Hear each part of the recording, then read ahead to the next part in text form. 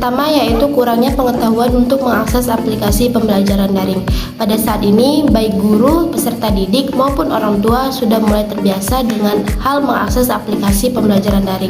Tetapi, masih ada saja guru, peserta didik maupun orang tua yang kesulitan dalam mengakses aplikasi pembelajaran daring.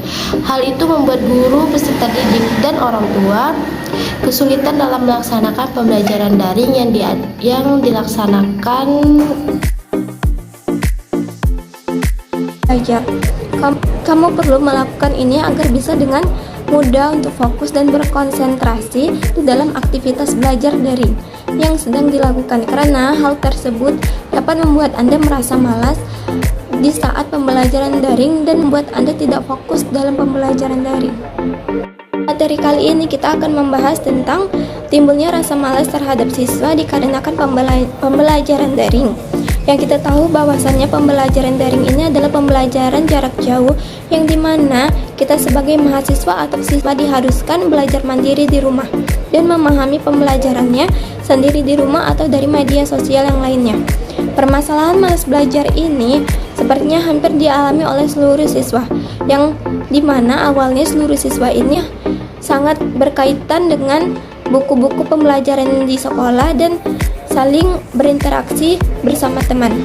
Belajar sepertinya sangat sulit dilakukan jika dibandingkan dengan duduk diam dan menonton TV sambil menikmati cemilan. Padahal aktivitas belajar ini sangat mempengaruhi masa depan kalian kelak. Oleh karena itulah, sangat penting untuk mengatasi rasa malas belajar dan mulai mencari untuk mengatasi hal tersebut. Pada kesempatan kali ini pula saya akan memberitahu kepada kalian semua, mahasiswa ataupun siswa, bagaimana cara untuk bisa mengatasi rasa malas terhadap pembelajaran daring ini. Pertama yaitu hindari malas belajar dengan memulai hal-hal yang Anda sukai. Belajar hal yang baru memungkinkan kamu untuk bisa menemukan jati diri kamu sendiri. Penelitian menemukan bahwa minat dan ketertarikan seseorang akan membantu kamu berpikir jernih, memahami lebih dalam materi yang diajarkan, dan mampu mengingat dengan baik. Jika kamu tidak memiliki minat, cobalah dengan memulainya dengan membuat daftar yang berisi tentang hal-hal yang ingin kamu capai. Yang kedua yaitu temukan tempat yang nyaman dan produktif yang dimana kamu sendiri nyaman di tempat itu, yang menjadikan diri kamu sendiri dapat rileks dan bisa fokus dalam belajar. Hal ini bisa menjadikan diri kamu lebih fokus untuk belajar dan lebih menikmati suasana pembelajaran dengan baik dan benar. Materi yang ketiga yaitu jangan meletakkan smartphone Anda atau handphone Anda dengan tempat di mana Anda belajar. Seperti halnya di sekolah daring ini, pembelajaran daring ini, kita kan selalu menatap layar laptop atau layar HP kita. Nah, bisakan untuk kita tuh fokus untuk belajar tanpa harus memegang hal-hal atau benda-benda yang di samping kita agar kita lebih bisa fokus dalam belajar. Kamu perlu melakukan ini agar bisa dengan mudah untuk fokus dan berkonsentrasi di dalam aktivitas belajar daring yang sedang dilakukan. Perkenalkan, nama saya Selalu Sutempul, NIM 32121220003. Saya dari kelompok 2, mata kuliah Psikologi Pendidikan. Di sini saya akan mengerjakan tugas proyek, di mana topik proyeknya mengenai apa kendala dan solusi dalam pembelajaran daring dan berikan motivasi dan semangat dalam proses pembelajaran daring. Adapun kendala dalam proses belajar daring yaitu gangguan sinyal yang tidak memadai, di mana sinyal merupakan salah satu hal yang penting dalam berlangsungnya proses belajar mengajar daring. Namun, seiring terjadinya ketika proses belajar mengajar berlangsung, tiba-tiba saja terhenti karena sinyal yang tidak stabil, yang mengakibatkannya tidak mendukungnya sinyal, yang pada akhirnya dapat membuat keterlambatan dalam proses belajar mengajar itu sendiri. Agar kita konsisten dalam proses belajar mengajar, walaupun sinyal yang tidak memadai, adapun solusinya yaitu Untuk sementara supaya jaringan memadai, untuk sementara kita pindah lokasi yang terjangkau jaringan internet agar melakukan perkuliahan supaya lancar dan dapat memahami materi. Dan cara mengatasi gangguan sinyal saat berlangsungnya proses pembelajaran daring, sebaiknya guru-guru bisa membuat video pembelajaran yang menarik dan dapat diakses secara offline, yang sehingga peserta didik dapat melihat video pembelajaran tersebut berulang-ulang kali tanpa harus khawatir lagi tentang gangguan sinyal. Selain itu, pembuatan video yang menarik juga bisa loh untuk mengalihkan seiring terjadinya ketika proses belajar mengajar berlangsung tiba-tiba saja terhenti karena sinyal yang tidak stabil, yang mengakibatkannya tidak mendukungnya sinyal, yang pada akhirnya dapat membuat keterlambatan dalam proses belajar mengajar itu sendiri. Agar kita konsisten dalam proses belajar mengajar walaupun sinyal tidak memadai, ada pun solusinya, yaitu untuk sementara supaya jaringan memadai, untuk sementara kita pindah lokasi yang terjangkau jaringan internet agar melakukan perkuliahan supaya lancar dan dapat memahami materi.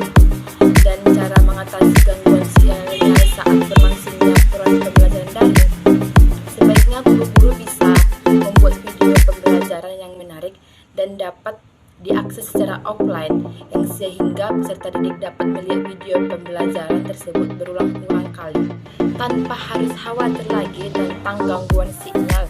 Selain itu, pembuatan video yang menarik juga bisa loh untuk mengalihkan kejenuhan peserta didik dalam belajar mengajar.